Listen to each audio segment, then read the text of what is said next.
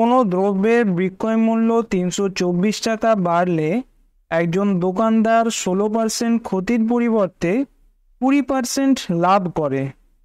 দ্রব্যটির ক্রয় মূল্য কত? সিজিএল ২০২৩-এর প্রশ্ন। অঙ্কের টাইপটা বোঝার চেষ্টা করো। প্রথমে তুমি একটা নির্দিষ্ট দামে বিক্রি করছিলে, যার ফলে ১৬% ক্ষতি হচ্ছিল। তারপর তুমি কি করলে, যদি ৩০০ টাকা বাড়াতে, তাহলে কি দেখলে তোমার ২০% লাভ হতো। তোমার কস্ট প্রাইস বা ক্রয় মূল্য কত জানতে চেয়েছে। দেখো, এই ধরনের অঙ্কগুলো প্রথমে নাম্বার লাইনে বোঝার চেষ্টা করো। আমি ধরলাম ক্রয় মূল্যটা এই মাঝখানে, সিপি, যে দামে বিক্রি করলে নো লস নো প্রফিট হতো, কোনো লাভ ক্ষতি হতো না যদি ক্রয় মূল্যে বিক্রি করতে। এবার প্রশ্নে বলছে প্রথমে তুমি একটা নির্দিষ্ট দামে বিক্রি করছিলে, এর ফলে কি হচ্ছিল, তোমার ১৬% লস, ক্ষতি। মনে করো এ টাকায় বিক্রি করে তোমার ১৬% ক্ষতি হলো, তাহলে এটা ক্রয় মূল্যের বাঁ দিকে আসবে। ক্রয় মূল্যের থেকে অবশ্যই কম দাম হবে, তবেই তো ক্ষতি হচ্ছে।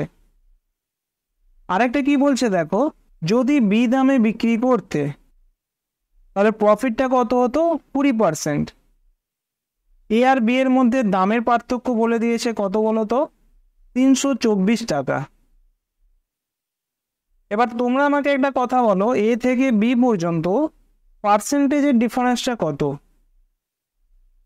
এ থেকে স্টার্ট করো, প্রথমে ১৬%, তারপরে ২০%, তাহলে টোটাল কত হচ্ছে? ২০ আর ১৬, ৩৬%। কেন দুটো পার্সেন্ট যোগ করলাম? বেসটা দেখো, ক্রয় মূল্য। প্রথমে যে ১৬% ক্ষতি, এটা ক্রয় মূল্যের সাপেক্ষে। পরে যে ২০% লাভ, এটা হচ্ছে ক্রয় মূল্যের সাপেক্ষে। তাহলে টোটাল পার্সেন্টেজটা কত হলো? ৩৬%, যার মান কত দিয়েছে? ৩২৪।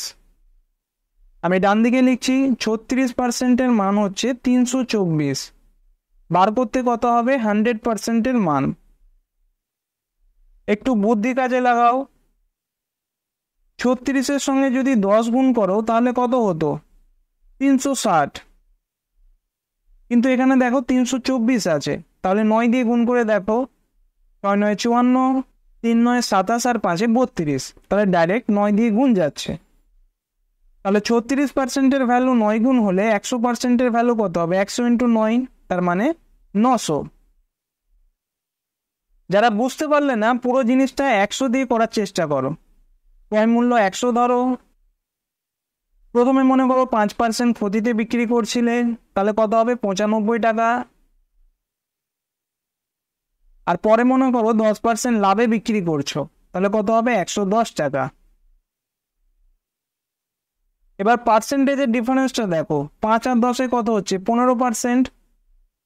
আর টাকার ডিফারেন্সটা দেখো, ৯৫ থেকে ১১০, এটা হচ্ছে ১৫ টাকা। যেহেতু ১০০ ধরেছি, তার মানে পার্সেন্টেজ ডিফারেন্স এবং টাকার পার্থক্য এই দুটো এক হবে। তাহলে ১৫%-এর মান কত হলো? ১৫।